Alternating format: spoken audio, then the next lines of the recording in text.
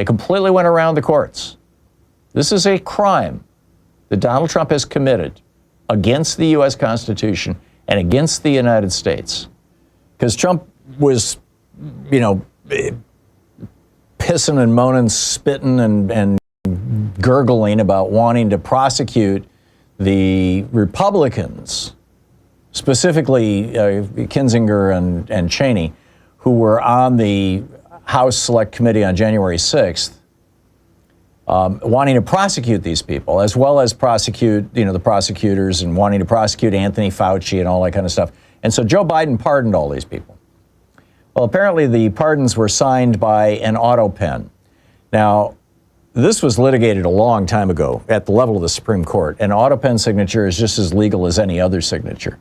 But Trump is claiming that Biden didn't even know that he did this, that it was done by one of his underlings, and therefore he can ignore those pardons.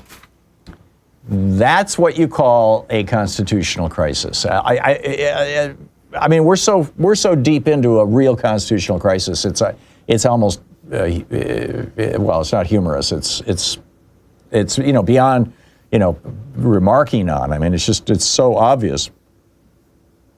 What's going on here is, in a big way, it's been going on for a couple of weeks as Trump repeatedly has defied or ignored court orders.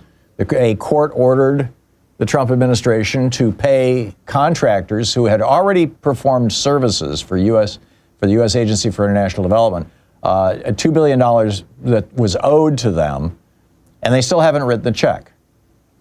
A court ordered that parts of USAID not be destroyed, and they destroyed it anyway.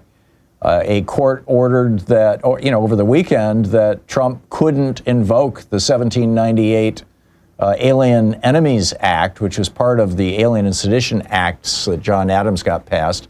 This was when he was trying to basically gin up a war with France as part of his re-election strategy for the election of 1800, which didn't work out so well. Thomas Jefferson ended up winning that election. But, he had, through the XYZ affair, those of you who've read the history of the era, you know what I'm talking about. John Adams was just, and he passed this law and he started throwing newspaper publishers in jail. Under the Alien Sedition Acts, John Adams put over 20 newspaper publishers in prison, including Ben Franklin's grandson, Benjamin Franklin Bach, who had written an editorial. In fact, he was the first one that Adams put in jail the day before the legislation became effective. And he put him in jail because Bach had written an editorial in which he called John Adams old, toothless, querulous, and balding. And that was his crime. So Trump is invoking that law and saying that under this law, I can deport anybody I damn well please as long as they're not a U.S. citizen. And maybe I can even do it with U.S. citizens, but, whatever. And he had several hundred people that he claimed were members of a Venezuelan gang with, as far as anybody can tell, no evidence. There were no court proceedings.